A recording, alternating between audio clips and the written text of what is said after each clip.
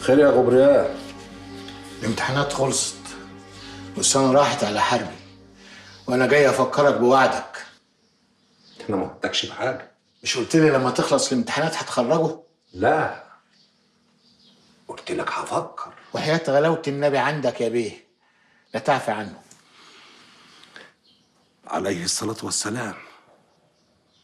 بص، أنا هكلم قاسم بيه جوز بنتي وأحاول أستسمحه، بس أنا هيبقى لي شرطين. اللي تؤمر بيه. الواد ده رجليه تتقطع عن بيتي وما أشوفش وشه تاني. ولا كأنه موجود أحب على إيدك. لا، يحب هو على إيد ورجل قاسم بيه جوز بنتي وقدام الناس، وبعدين يغور.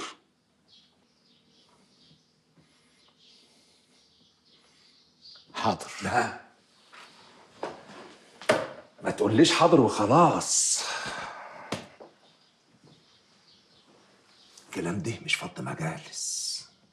الواد هيجي هنا وهيعمل اللي انا قلت عليه، والا هرجعه تاني زي ما خرجته، وهوريه مرار قلع عن 100 مره من اللي بيشوفه دلوقتي. هجيبه، والمسيح الحي لا اجيبه ويستسمحه ويحب على ايده كمان. كان كده اعتبره خرج. والله اوحشني الحجز بمسجلين وبحكاويه. يا زلزال حبيبي حبيبي يا عم غبريال، وحشتني. طب انت بتعيط ليه؟ انا زي الفل قدامك اهو، خرجت بالسلامه. قد يجمع الله شتيتين بعدما يظنان كل ظن لا تلقيا. انا السبب يا زلزال يا ابني، سامحني. اوعى تقول كده يا استاذ ظهر، يا استاذي وحبيبي، ده انا اللي اسف على اللي حصل لك بسببي. حبيبي كفاره زلزال الرجوله.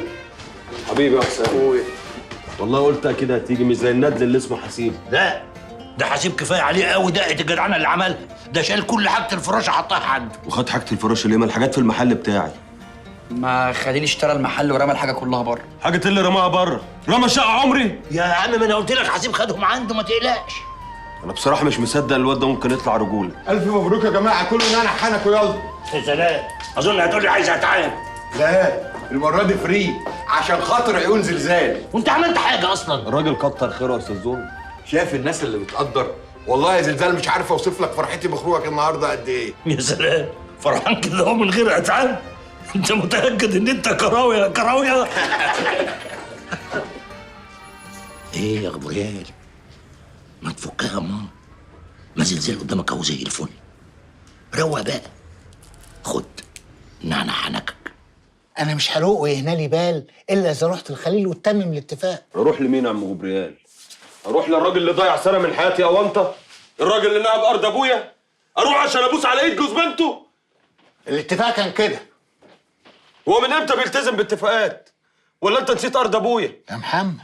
يا محمد ما تفتحش في القديم. هو قال لو ما رحتش هيرجعك السجن تاني. ليه؟ هو مين في البلد هو؟ ولو رجعني هتفرق في ايه؟ ما الامتحانات عدت خلاص. لا هتفرق، انت ضيعت سنه، ما تضيعش اكتر. وبعدين كل ده عشان هتروح تقول كلمتين. قلت لك مش هروح له يا عم غبريال. يا ابني ده الطلب الوحيد اللي انا بطلبه منك عشان خاطري. ابوس ايدك انا اديتهم كلمه. انت اكتر واحد عارف الطلب ده صعب عليا قد ايه. بس حاضر يا عم غبريال، انا هعمل كده عشان خاطرك. ربنا يحميك يا حبيبي ويكفيك كل شر. خرج يا ست امل، خرج. انت بتتكلمي بجد؟ او النعمه، عبد البصير لسه قايل لي حالا، والبلد كلها متجمعه في قهوه جبريال مستنيينه. الحمد لله الحمد لله. اخيرا خبر عدل من وشك يا قمر. ماما اتفضلي العصير يا ست امل. شكرا. تعوزيش حاجه تانية؟ ربنا يخليكي. طبعا اذنكم. شكلك مبسوط. خير، ليا كتير ما شفتكيش مبسوطه كده. ما هو محدش بيفضل زعلان على طول يا ماما. يبقى شكلك عقلتي ورضيتي بعبد الحليم وكمان مبسوطه بيه. لا خالص، عبد الحليم بس كان السبب في فرحتي. سبب فرحتك؟ ازاي يعني؟ يعني ساعات الناس اللي ما بنحبهمش بيكونوا سبب فرحة الناس اللي بنحبهم. انت عرفتي ان محمد خرج؟ ايه ده، هو خرج؟ خرج، وانت عرفتي انه خرج وعشان كده فرحان. وفريدي؟ لا ما فرضش. انت دلوقتي الواحد تاني، ولازم تبطلي تفكري في حرب بتاعك ده، والا تبقي بتحكمي على نفسك بالعذاب طول العمر. ما هو مش بايدي يا ماما. لا بايدك. انت مش وافقتي على عبد الحليم؟ انت عارفه كويس ان انا وافقت على عبد الحليم بس عشان محمد، ودلوقتي لازم تنسي محمد عشان نفسك.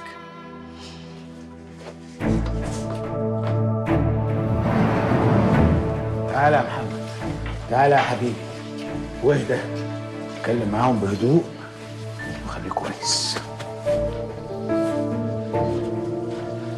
محمد جاي يستسمحك ويستسمح حضرة النائب يا بيه. اتعلمت الادب ولا لسه؟ انا نفسي مسامح، مش عايز منك حاجه. يلا حب على ايد قاسم بيه عشان هو كمان يسامحك. انا جاي اقول لحضرتك يا خليل بيه، واقول لقاسم بيه، واقول لحازم بيه، وعندي استعداد الكلام ده اقوله قدام كل البهوات اللي خلقهم ربنا. انا فعلا ايام الحبس علموني وادبوني، علموني ان صاحب الحق مفيش حاجه في الدنيا ممكن تكسره. عشان كده انا جاي اقول لحضرتك قدام نسايبك ان محمد حرب كرامه ليه ارض 300 متر بتوع ابويا ومش هسيبهم. بالذوق بالعافيه هاخدهم يا خليل بيه، طول ما ليا عمر في الدنيا دي هاخدهم، وحياة من نجاني من الزلزال ودخلني الحبس وخرجني منه ما هسيب ارضي يا خليل بيه بالاذن.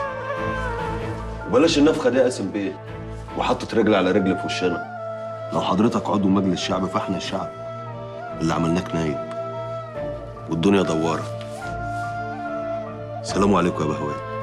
استنى يلا هنا.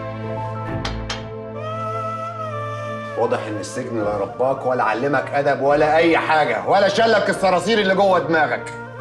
اسمع يا انت هتسيب العياط ومش هتورينا وشك فيها تاني لاخر يوم في عمرك، وده اولنا.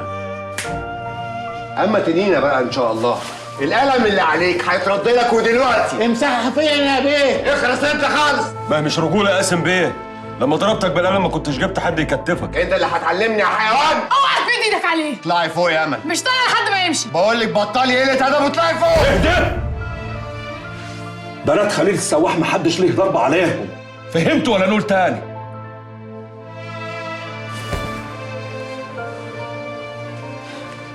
اطلعي فوق يا امل. الوعد اللي بينا هيفضل موجود طول ما انت سايبه في حاله. قلت لك اطلعي فوق.